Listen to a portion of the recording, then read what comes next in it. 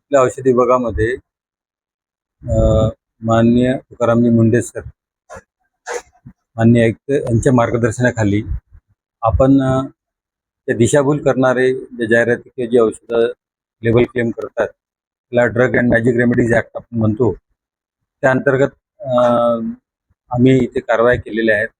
आपल्या छत्रपती संभाजीनगर येथे जवळपास आपले जे 6 डिव्हिजन जे आहेत, 6-7 जिल्हे, तर त्या ठिकाणी आपण ह्या औषधांवर आपण धाडी टाकल्या दुकानांवर आणि जवळपास 92,660 रुपयाचा माल जप्त केलेला आहे. जवळपास 6 ठिकाणी आपल्या धाडी झालेल्या आहेत.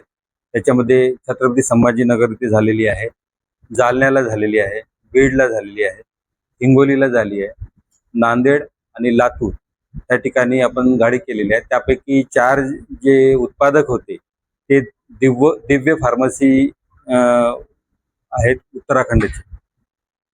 उत्तराखंड जे पतंजली म्हणून त्यांचं ते ब्रँड नेम आहे, आणि 2 अन्य उत्पादक आहेत त्यांचं पण आपण माल जप्ती केलेला आहे. आता याच्यामध्ये ड्रग अँड मॅजिक रेमेडीचे अनुषंगे जी काही प्रोसिजर कायद्यानुसार फॉलो करावं लागते ते आम्ही करत आहोत. आमचे औषध निरीक्षक, आमचे अधिकारी आता त्यांना नोटीस पाठवून योग्य ती कारवाई आम्ही माननीय न्यायालयात सादर त्याच्यावर खटला टाकतो.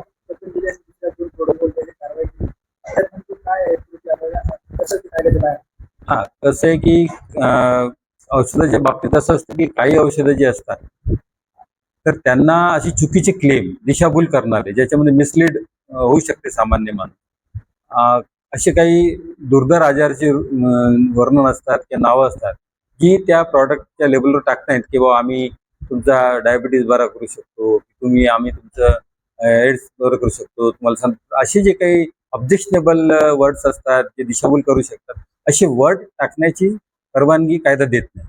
आणि जर अशा लेबलवर त्यांनी तसे नमूद केले असेल तर असे प्रॉडक्ट आम्ही सगळे जप्त केले.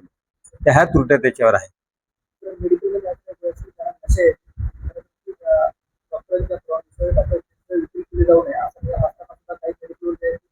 नाही, हा आता डीएमआरचा भाग टोटली वेगळा आहे. याला हा आयुर्वेदिक जी औषधी आहे यांना काही विक्रीसाठी परवाना घ्यायची गरज नाही, फक्त उत्पादकाला परवानगी लागते, त्यांना लायसन्स घ्यावं लागते. हा तुमचा जो प्रश्न आहे हा टोटली वेगळा आहे. हा डीएमआरच्या आणि आपल्या रेटच्या संदर्भात मी बोलतो, गोंधळ होऊ शकतो. हा, ही मोहीम चालूच राहणार आहे. या व्यतिरिक्त सुद्धा आता आम्ही दुसरं जे आहे आमचं सर्चिंग सुरू आहे. त्याच्यामध्ये जर आता आम्हाला मेडिकल डिव्हायसेस मध्ये जर काही कॉन्ट्रॅक्शन आढळले ते सुद्धा आम्ही दाढी जप्ती त्याच्यामध्ये करणार आहोत.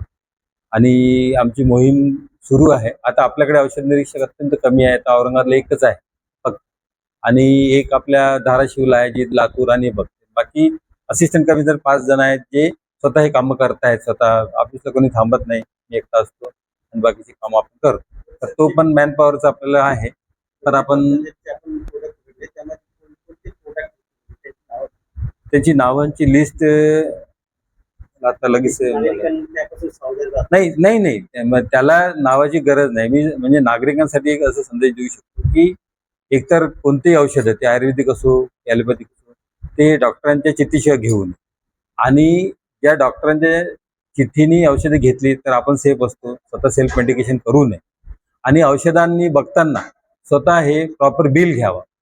कोणत्याही दुकानातनं औषध घेताना प्रॉपर बिल घ्यावं, जेणेकरून काही उद्या काही उद्भवल्यास आपल्याला एक प्रॉपर आणि चांगली तक्रार करता येते, ज्याच्यावर आम्हाला कारवाई करण्यास फार सोपं होऊन जातं आणि ग्राहकाला सुद्धा न्याय मिळू शकतो.